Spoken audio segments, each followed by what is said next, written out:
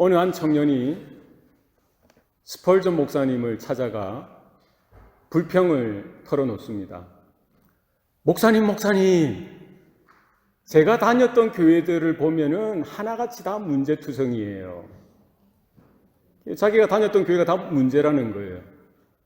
이 교회는 이래서 문제고 저 교회는 저래서 문제라는 거예요. 자기가 갈 교회가 없다는 거예요. 신앙생활하는 게 힘들다는 거죠. 그러면서 그래도 아직 포기하지 않고 저는 완전한 교회를 찾고 있습니다. 완벽한 교회를 찾고 있어요. 이렇게 하는 거예요.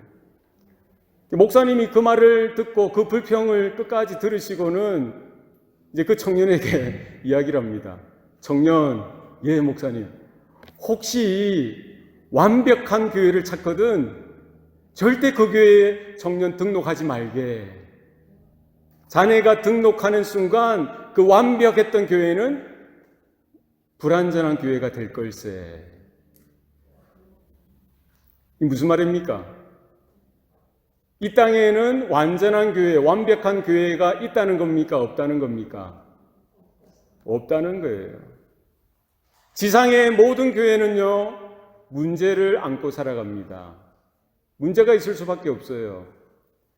우리는 그것을 보지도 못하고 뭐 합니까? 문제 없는 교회, 완벽한 교회, 완전한 교회를 찾는 거예요. 그런데 찾지 못하는 거예요. 왜 그렇죠? 문제 없는 교회가 없기 때문이죠.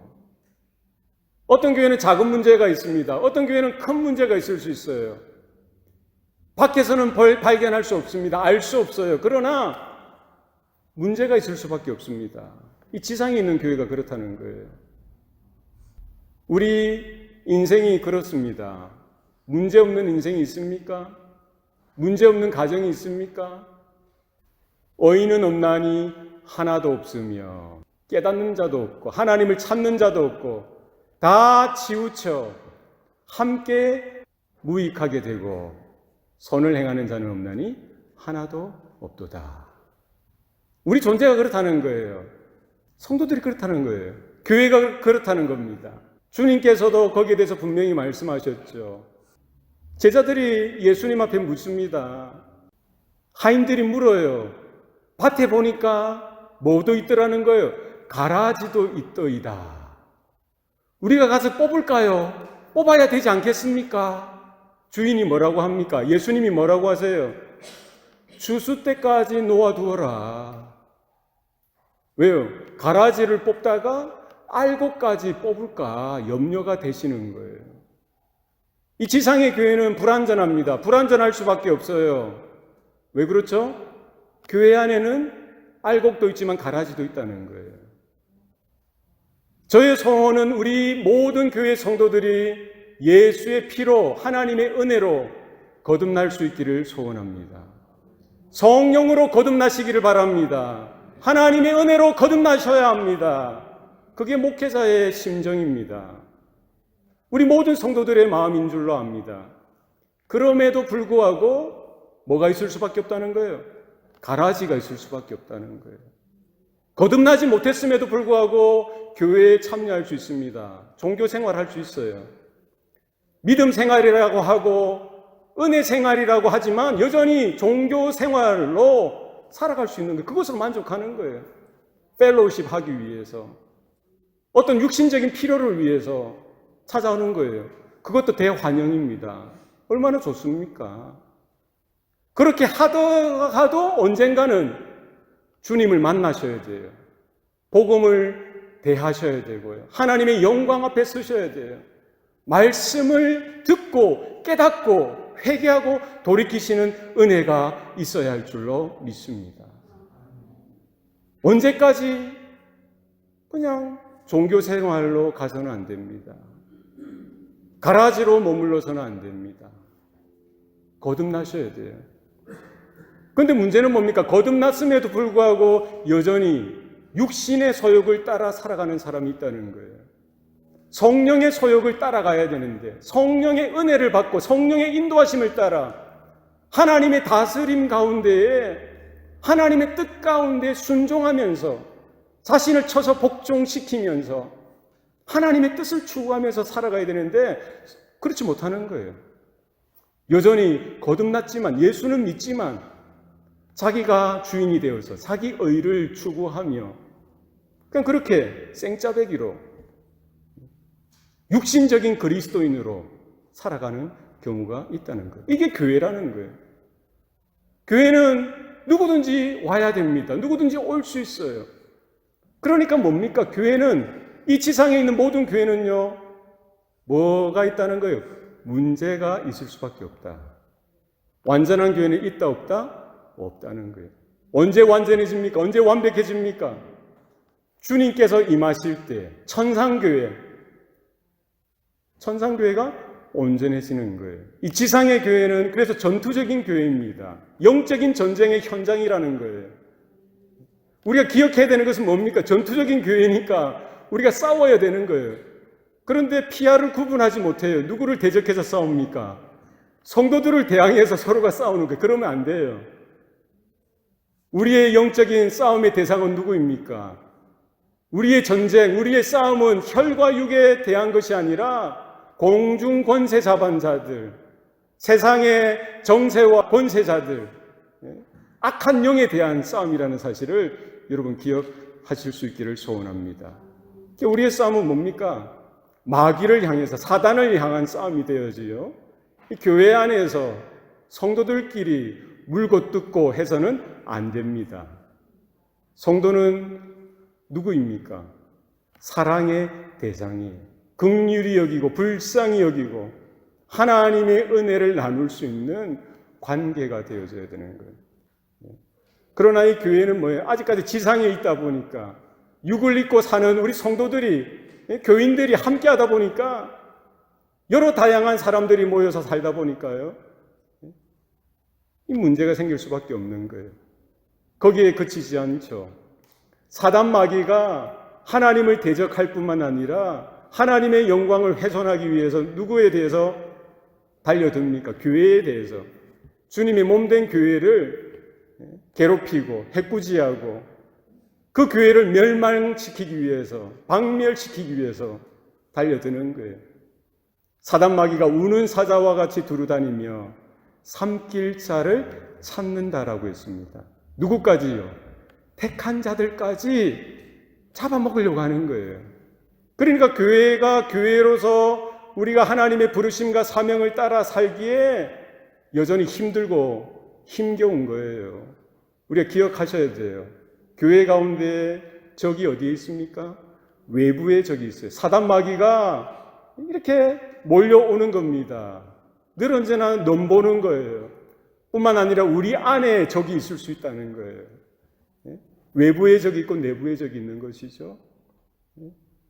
이걸 우리가 잘 파악하고 진단하고서 어떻게 이런 위기들을, 문제들을 넘어갈 수 있느냐, 넘어가야 하느냐를 잘 우리는 말씀을 통해서 배우고 견디고 이기고 승리하는 교회로 우리 성도로서 살아가야 될 줄로 믿습니다.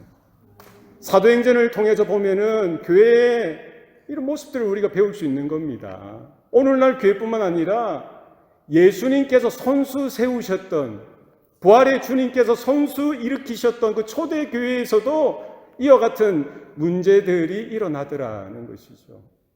우리가 5장에서 살펴봤는데요, 교회에 외부적인 그런 적들이 몰려오죠. 외부적인 핍박들이 몰려옵니다. 사내들인 공회원들, 대제사장과 서기관과 장로들, 바리새파 사람들, 사두개파 사람들, 당시 종교 지도자들이 교회를 핍박하는 거예요. 사도들을 잡아다가 감옥에 가두고요, 그들을 윽박지릅니다. 협박합니다. 너희들은 누구의 권세로 이와 같은 메시지를 전하고 이와 같은 일들을 행하느냐, 꾸짖는 겁니다. 위협하는 거예요. 분노하여서 그들의 그런 변증의 변론에 대해서 오히려 분노하는 거죠. 그들의 선한 삶을 통해서 감명을 받아야 되는데, 감동을 받아야 되는데 오히려 화가 나는 거예요. 그리고 그들을 없이 하려고 하는 겁니다. 이런 외부적인 문제들이 몰려옵니다.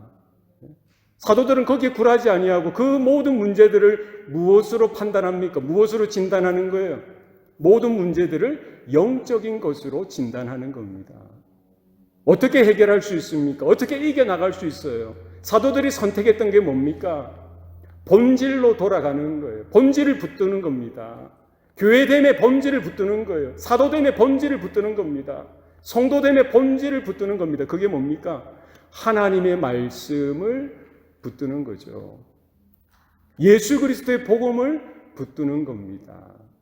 5장 42절 말씀에 그들이 이제 풀려나면서 끝까지 포기하지 않았던 것이 뭡니까? 그들이 날마다 성전에 있든지 집에 있든지 예수는 그리스도라고 가르치기와 전도하기를 뭐 하더라? 그치지 아니하더라. 우리 교회가 늘 언제나 포기하지 아니하고 붙들어야 되는 것. 예수가 그리스도 되심을 우리가 가르치고 배우고 전하고 증거하는 교회가 되어야 할 줄로 믿습니다. 하나님께서 그때 역사하시는 거예요. 그때 도와주시는 거예요. 그때 회복을 얻을 수 있도록 해주시는 겁니다. 아무리 사단 마귀가 외부적인 여러 문제들, 요소들로 교회를 공격하고 핍박하더라도 교회가 교회됨으로 승리할 수 있는 비결은 뭐예요? 본질을 붙드는 거예요. 영적으로 진단하고 영적인 처방을 내리고요. 하나님의 말씀으로 무장하고 주의 진리로 복음으로 이겨나가는 것. 그거 외에는 없다는 거예요. 오늘 본문에는 이어서 거기에 대한 상황들을 설명하고 있습니다. 오늘 본문 1절 말씀에 그때의 제자가 더 많아졌는데 언제 제자가 많아졌다는 거예요? 5장의 그런 배경, 사건들을 염두에 두고 이야기하는 거예요. 그런 핍박과 외부적인 문제들이 몰려왔던 그때를 이야기합니다. 그때 제자들이, 사도들이 굴하지 아니하고 여전히 변함없이 교회됨의 본질, 성도됨의 본질인 그 복음을 붙들고 성전에 있든지 집에 있든지 어디에 있든지 예수는 그리스도라고 가르치기와 전도하기를 포기하지 않았던 바로 그때예요. 그때 하나님께서 교회 가운데 역사해 주시더라는 것이죠. 어떻게 역사하십니까? 어떻게 역사하세요? 그때 제자가 더 많아지도록 하셨던 거예요. 이 제자가 더 많아졌다는 것은 무엇입니까? 제자가 누구입니까? 성도들이 많아졌다는 거예요. 예수 믿는 자들이 많아졌다는 거예요. 예수님을 주인으로 따르는 자들이 많아졌다는 거예요. 얼마나 놀라운 일입니까? 교회 개척해서 목회하기가 힘든데 복음을 증거하고 예수의 주되심을 증거했더니 사람들이 몰려오는 거예요. 성도들이 많아지는 겁니다. 제자들이 많아지는 거예요. 이런 복도 없죠. 얼마나 놀랍습니까? 그러면은 그 교회가 더 일심단결해서 하나님 나라를 위하여 주의 복음 사역을 위하여 이렇게 진격하고 하나 되어서 이렇게 나아가야 되는데 문제는 뭡니까? 또 다른 문제가 생겨난 거예요. 5장에서는 외부적인 그런 문제들이 발생했다면 지금 6장 초에는 어떤 문제가 발생하는 겁니까? 그 교회의 내부적인 문제가 일어나는 거예요. 그게 아이러니죠. 늘 언제나 이 지상의 교회는 이런 문제투성이입니다. 문제가 있을 수밖에 없어요. 여러분, 이 지상에서 우리가 살아가면서 완전한 교회를 추구합니다. 완벽한 교회를 추구해야 됩니다. 영광스러운 주님의 몸된 교회를 추구하지만 여전히 현실은 그렇지 못하다는 사실을 여러분 이해를 하셔야 되는 거예요. 그거를 이해하지 못하고 이 성도는 왜 이래? 저 교회는 왜 저래? 내 삶은 왜 이래? 이렇게 불평해서는 안 된다는 것이죠. 오늘 본문에는 어떤 문제가 생겨납니까? 제자가 더 많아졌음에도 불구하고 그런 환경 속에서 어떤 문제가 발생합니까? 헬라파 유대인들이 자기의 과부들이 매일의 구제에 빠짐으로 히브리파 사람들을 원망하게 되어지죠. 그게 문제가 생겨나는 거예요. 성도들 간의 문제가 생겨납니다. 서로 갈등하는 문제가 있죠. 반목하는 문제가 있습니다. 불평하고 불만을 털어놓기 시작하는 거예요. 왜 그렇습니까? 헬라파 사람들, 헬라파 유대인들이 볼 때에 매일의 그 구제 가운데 자기들의 과부들이 빠지는 거예요. 그러니까 이 모든 책임이 누구에게 있다는 거예요? 히브리파 유대인들에게 있다라고 생각하고는 이제 불평하기 시작하고 비난하기 시작하는 것이죠. 아마 하루 이틀 빠졌으면은 어땠을까요? 하루 이틀 빠졌으면은 뭐 그럴 수도 있겠지, 뭐 어쩌다 실수했겠지. 그런데 이게 2, 3일이 되다 보니까 그게 이제 문제가 되어진 것이죠. 거기에 대해서 지적을 하고요, 거기에 대해서 따지기 시작하고, 거기에 대해서 이제 감정이 좋지 않고요, 이제 문제가 되어지는 거예요. 그러니까 팩트 자체를 놓고, 사실 자체를, 사건 자체를 놓고 이렇게 말로 잘 풀어가면 좋은데, 사람이 그렇지 않습니다. 우리가 이성적인 존재이지만, 우리 논리적으로, 이성적으로 팩트 자체만을 가지고 논리적으로 이야기해서 서로 기분이 안 상하게 이렇게 이야기하고 사건을, 문제를 풀어갈 수 있으면 좋은데요, 그렇지 못하다는데 문제가 있다는 거죠. 여기에 오늘 본문에 보면 원망이라는 단어가 나오죠. 원망이라는 말은 감정이 상했다는 거예요. 감정이, 기분이 나쁘다는 거예요. 거기에 화가 섞이고 분노가 섞이고요, 감정이 섞여서 이 모든 것들이 쏟아져 나오는 거예요. 이제는 사건, 사실, 팩트가 문제가 아니라 또 다른 감정의 문제로 이렇게 변질되어지게 되어지는 것이죠. 왜 그렇겠습니까? 왜 교회에 이런 문제가 생깁니까? 왜 초대교회인데, 주님이 손수 세우신 교회인데도 이와 같은 문제가 생겨날 수밖에 없냐는 것이죠. 오늘 본문에 보면은 헬라파 유대인들이 나오고 히브리파 유대인들이 나옵니다. 헬라파 유대인들은요, 똑같은 유대인이지만 헬라 문화에 익숙한 사람들, 헬라는 그때 당시 그리스죠, 그리스 문화에 익숙한 사람들이에요. 헬라어에, 그리스어에 익숙한 사람들입니다. 그러니까 이때 당시부터 600년 전에, BC 600년경에 바벨론 포로로 이제 이스라엘이 뿔뿔이 흩어지죠. 포로로 잡혀갑니다. 그때 당시 사건으로 인해서 유대인들이 이제 세상에 흩어지, 디아스포라 유대인들이 생겨나기 시작하죠. 포로 기한 때 돌아온 사람들도 있지만 돌아오지 않고 있었던 사람들이 많았던 거예요. 그러니까 순차적으로 자기들이 늦게나마 돌아와서 예루살렘에, 유대 땅에 정착했던 사람들, 여전히 팔레스타인 땅에, 이스라엘 땅에 살지만 그들은 뭐가 더 익숙한 겁니까? 헬라 말이, 그리스 말이 더 익숙하고 헬라 전통이, 헬라 문화가 더 익숙했던 사람입니다. 그들이 바로 누구라는 거예요? 헬라파 유대인입니다. 그러니까 예전에 귀환해서 돌아왔던 사람들도 있을 것이고, 이제 유월절을 기점으로 해서 명절이라고 해서 한 2, 3개월 단기적으로 돌아왔다가 이 사도들의 전도를 통해서 이렇게 교회로 들어오게 된 사람들이 바로 헬라파 유대인들입니다. 그리고 히브리파 유대인들은 누구입니까? 팔레스타인이 고향이었던 사람이에요. 팔레스타인이 고향이었던 사람. 그 유대 땅에 태어나서 자라고 지금까지 교육을 받았던 사람입니다. 그러니까 그들은 율법을 잘 알죠. 이스라엘 그 히브리 문화를 잘 압니다. 마치 사도 바울과 같죠. 난지 8일 만에 할례를 받고 이스라엘 민족이고 히브리인 중에 히브리인이고 율법에 정통한 사람들, 율법에 열심히 있는 사람들이죠. 그러니까 그들이, 헬라파 유대인들도 교회로 들어왔고요, 히브리파 유대인들도 교회로 들어오다 보니까 이제 그게 이제 하나의 문제가 생긴 거죠. 히브리파 유대인들은 좀 더 그 율법이라는 차원에 있어서 더 우월한 입장이 있는 거고요, 헬라파 유대인들은 그런 입장에 있어서 좀 열등한 입장입니다. 그러니까 이제 갑을 관계가 유지되고 주류 비주류가 이렇게 유지되어졌지 않았을까 싶은 거죠. 이 교회 내에서 세상에서 있었던 그런 지위, 고하의 그런 문제들이 교회에서까지 들어와서 그런 알력 관계로, 감정의 대립 관계로 유지되어지는 거예요. 사실 그렇죠. 이게 교회에 들어왔으면은 뭐예요? 하나님의 은혜로 들어오고 예수의 보혈로, 예수의 피로 거듭나고 하나님의 구원의 은혜로 거듭났으면은 다 새로운 모습이 되어져야 되는 거예요. 그렇지 않습니까?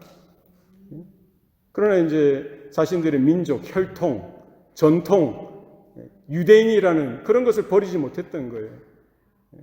그러니까 평소에 그런 알력이나 그런 감정이나 눈치나 그런 것들이 있었겠죠. 근데 이번 사건을 통해서 자기 헬라파 과부들이 그 매일의 공개, 매일의 그 도움의 손길에 배제되는 것, 누락되는 것으로 인해서 이것이 하나의 사건이 되어서요, 이렇게 지금까지 쌓아두었던 그런 문제들이 골마터져서 폭발하게 되어진 것이죠. 여러분, 세상에서 사장인데 교회에 들어오면 뭐가 되는 거예요? 교회에 들어와서까지 사장님이라고 불리면 됩니까? 안 됩니까? 세상에서 장관님이 교회에 들어와서까지 장관님으로 불리면 됩니까? 예. 제가 어떤 교회 보니까요, 박사님들이 많아요. 교수님들이 많아요. 교회에 들어와서까지 뭐라 불러요? 교수님, 박사님, 자기들끼리. 그죠? 먼저 들어왔다고, 오래전부터 있었다고 기득권이 되어지고, 늦게 들어왔다고 해서 아니고, 그런 게 있으면 안 되죠. 세상에서, 사회에서 있었던 그걸 가지고 들어와서 해서도 안 되는 거예요. 문제라는 거죠. 그걸 포기하고 그걸 버리고 우리가 하나님의 은혜의 관점에 있어서 하나님의 나라에 속한 하나님의 자녀로서 이 사건을, 우리의 삶을 돌이켜 볼 수 있어야 한다는 것이죠. 오늘날에도 이와 같은 문제들이 우리 교회 가운데, 이 지상의 교회 가운데 이렇게 반복되어져서 나타날 수 있다는 것이죠. 우리가 헬라파냐 히브리파냐, 이 패거리 싸움이 되지 않겠습니까? 거기에 대해서 갈등이 있고 반목이 있고 서로 향해서 적대감을 가지고 하는 것들이 교회에서 있으면 되겠습니까? 이게 잘못되는 거예요. 복음을 모르는 거예요. 하나님의 말씀을 모르는 거예요. 오늘날 교회에서도 마찬가지입니다. 크고 작은 교회, 어떤 교회든지 마찬가지예요. 목사파가 있고 장로파가 있으면 됩니까? 성도들 중에 나는 목사파야, 나는 장로파야. 또 어떤 교회는 A, B, C 장로가 있으면은요, A 장로님을 따라가고 B 장로님을 따라가고 C 장로님을 따라가고, 이게 파가 나뉘어서 되겠어요? 잘못이죠. LA에 어떤 교회 문제들 많죠. LA에 있는 교회만 그렇겠어요? 한국에 있는 교회도 마찬가지고 미국 교회들도 마찬가지입니다. 언제 문제가 많이 발생합니까? 언제 교회에 오랜 이게 숙성되어진 문제들이 이렇게 터져 나오게 됩니까? 특별히 교회 건축할 때 교회의 문제들이 빌미가 되어져서 갈등이 되어져서 문제가 폭발하게 되어지는 경우가 있습니다. 교회 성도들이 오랜 기간 합심해서 헌금 생활도 하고 기도하면서 교회를 잘 지었어요. 얼마나 귀합니까? 모든 성도들이 한마음 되어져서 교회를 건축 다 잘 해놓고 마지막에 어디서 넘어집니까? 어디서 넘어져요? 이 카페트 까는데 A 장로는 초록색으로 깔자 하고 B 장로는 붉은색으로 깔자고 하는 거예요. 이게 이제 알력이 됩니다. 이게 이제 대립이 되는 거예요. 지금까지 잘해왔는데 여러분은 우리 카페트 깔게 되면 무슨 색이면 좋겠습니까? 자, 붉은색 손 들어 보십시다. 나는 붉은색이 좋습니다. 나는 초록색이 좋습니다. 여러분은 무슨 색이 좋습니까? 무슨 색이 좋아요? 무슨 색? 붉은색은 뭐예요? 보혈파. 주님의 피, 보혈파. 초록색은 무슨 파예요? 푸른 초장파. 교회가 그렇게 쫙 갈라지는 거예요. 두 쪽이 났어요. 참 그게 어리석죠. 카페트 색깔이 뭐라고? 카페트 색깔이 뭐라고? 말도 안 되는 고집을 가지고 아집을 가지고 초록색 아니면 안 돼, 붉은색 아니면 안 돼, 서로 고집하는 거예요. 이게 교회가 나뉘어지죠. 5년, 10년이 지났어요. 그 A 장로, B 장로가 그로소리에서, LA니까 그로소리에서 만났어요. 지나치다가. 근데 인사는 해야 되잖아요. 아이고 장로님, 아이고 오래간만입니다. 잘 지내죠? 예, 잘 지냅니다. 하면서 헤어질 때 묻는 거예요. 혹시 장로님이 붉은 보혈파였습니까? 내가 푸른 초장파였나요? 누가 초장파죠? 누가 보혈파죠? 기억도 못하는 거예요. 생각도 못하는 겁니다. 이게 뭡니까? 한국에서도 제가 보았던 거예요. 은혜 잘 받고, 예배에서 은혜 잘 받고, 어디에서 은혜를 쏟습니까? 어디에서 문제가 발생합니까? 우리 여성도들은 어디에서 문제가 발생하더라? 부엌에 가면은, 식당에 가면은. 거기서 기득권 싸움이 벌어지는 거예요. 그게 뭐라고? 어떻게 벌어집니까? 한쪽 권사님 쪽은 뭐예요? 밥을 하자는 밥파. 한쪽 권사님은 뭐예요? 국수를 하자는 국수파예요. 주일날 밥은 뭐를 먹어야 된다? 밥을 먹어야 된다. 밥파. 아니, 국수를 먹어야 국수파. 알력이 있는 거예요. 미국에 왔더니 또 무슨 파가 있습니까? 빵파, 빵. 국수파, 밥파, 빵파. 이게 뭡니까? 빵이면 어떻고 국수면 어떻습니까? 밥이면 어떻습니까?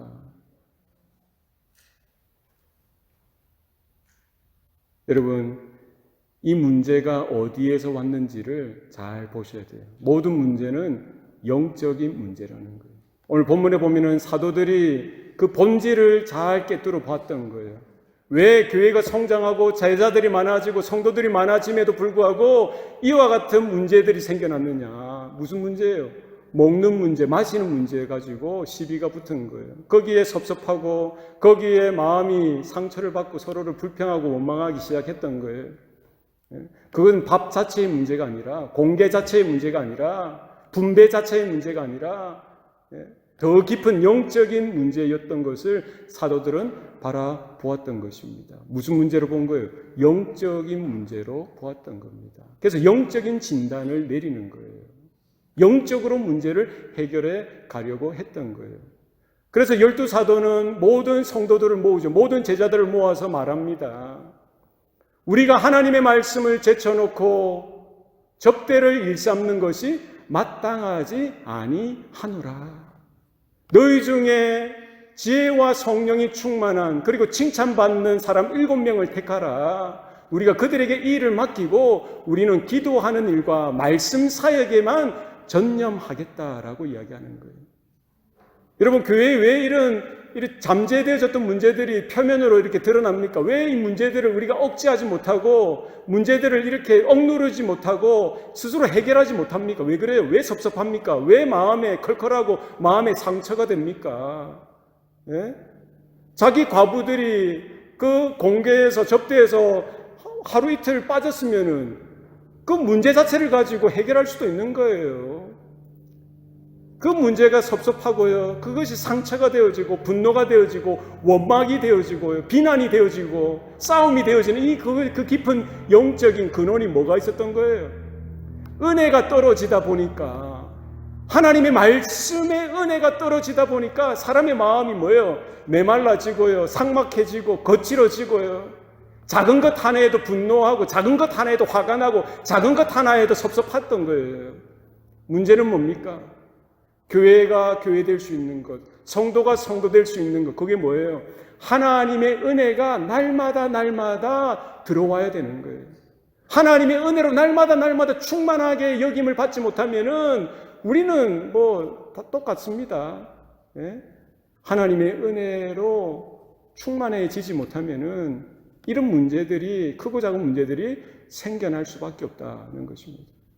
사도들이 거기에 대해서 분명히 진단하죠. 하나님의 말씀, 기도하는 일에 전념하리라. 여러분, 올 한 해 하나님의 은혜를 충만히 받으시길 바랍니다. 하나님의 말씀으로 돌아가는 저와 여러분 되실 수 있길 바랍니다. 기도하셔야 돼요. 우리 자녀들의 문제도 마찬가지입니다. 우리 가정의 문제도 마찬가지예요. 우리 교회의 크고 작은 문제들이 나타나면 그것도 마찬가지입니다. 더 근본적인 문제는 뭡니까? 우리가 말씀을 잃어버리고 말씀을 제쳐놓고 말씀을 멀리하고 많은 사람들이 몰려오니까 교회가 이렇게 성장하다 보니까 딴 데 신경을 쓰는 거예요. 비본질적인 것에 신경을 쓰는 겁니다. 그러다 보니까 어떻게 됩니까? 사도들이, 목회자가 제대로 성도들에게 말씀, 영의 양식을 제대로 준비해서 주지도 못하고, 양들은 뭐예요? 그 말씀으로 영의 양식을 삼고 영이 이렇게 건강하고 살쪄야 되는데요, 말씀이 빈약하니까, 하나님의 은혜가 빈약하니까 양이 뭐로 바뀌는 겁니까? 염소로 바뀌는 거예요. 들이받는 겁니다. 삐걱삐걱 소리가 나는 거예요. 싸움이 안 될 것도 싸움이 되는 겁니다. 문제가 어디 있습니까? 하나님의 은혜에, 하나님의 말씀에 우리가 서지 못하면, 그 공급이 되어지지 않으면 문제가 될 수밖에 없다는 사실을 여러분 기억하실 수 있기 바랍니다. 모든 성경은 하나님의 감동으로 된 것으로 교훈과 책망과 바르게 함과 의로 교육하기에 유익하니 이는 하나님의 사람으로 온전케 하고 모든 선한 일을 행하기에 온전하게 하려 함이니라. 성령으로 하나님의 감동하심으로 기록되어진 이 성경 말씀을 여러분 우리의 영의 양식으로 우리 받아들일 수 있길 바랍니다. 하나님의 말씀을 먹으셔야 돼요. 그래서 우리의 영이 살아나야 됩니다. 우리 가운데 하나님의 은혜가 있어야 됩니다. 하나님의 말씀으로 충만해져야 우리가 영적인 안목이 열려지고요, 내 안에 있는 이와 같은 영적인 질병들, 영적인 문제들을 파악하고 스스로 대처하고 스스로 진단하고 이것을 처리할 수 있는 거예요. 이겨갈 수 있는 거예요. 외부적으로 몰려오는 그 사단의 유혹과 공격도 의연하게 당당하게 영적인 자세로서 우리가 대처할 수 있는 겁니다. 올 한 해 우리가 어떻게 하나님 앞에 서야 되고 그 부르심 앞에 어떻게 나아가야 할지, 우리 교회가 어떤 방향으로 서야 할지 나아가야 할지를 우리 오늘 본문 말씀을 통해서 우리도 반면교사로 삼고요, 사도들이 그렇게 처방했듯이 진단했듯이 그 초대교회가 방향성을 다시 새롭게 재정립하였듯이 우리의 삶 가운데, 가정과 교회 가운데에도 영적인 분명한 방향성을 이 복음 위에, 하나님 말씀 위에 세우고 우리의 문제들을 해결하고 이겨나갈 수 있는 저와 여러분 되시기를 축복합니다. 기도하시겠습니다. 살아계신 아버지 하나님, 오늘도 우리에게 은혜 주시니 감사합니다. 여전히 연약하고 부족하며 문제투성인 우리의 모습들 주님 앞에 내려놓기를 원합니다. 십자가 아래 내려놓기를 원합니다. 이 시간 주의 성령으로 인쳐주시고 진리의 빛으로 밝혀주시사 우리의 문제가 무엇인지, 우리의 영적인 모습이 어떠한지 바로 바라보게 하여 주시고 다시 한번 더 하나님의 은혜 가운데 하나님의 말씀 앞에, 복음 앞에 나아가는 이 시간 되게 하여 주시옵소서. 우리의 가정의 문제들, 우리 자녀들의 문제들, 우리의 직장과 삶의 문제들, 우리 교회의 문제들 모두 주님 앞에 내려놓고 말씀으로 우리가 다시 한 번 더 바라보며 진단하며 우리가 이겨나갈 수 있도록 우리의 믿음을 강건하게 붙들어 주시옵소서. 모든 것 감사드리고 예수님 이름으로 기도합니다. 아멘.